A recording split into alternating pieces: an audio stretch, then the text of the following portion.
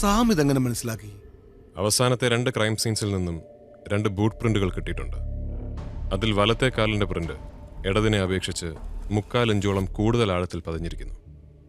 ഒരു കാലിന് നീളക്കുറവുള്ളവർ നടക്കുമ്പോൾ ആ കാലിൽ കൂടുതൽ പ്രഷർ ചെലുത്തും. സ്വാഭാവികമായും ആ ഫുട് പ്രിന്റ് കൂടുതൽ ആഴത്തിൽ പതിയും.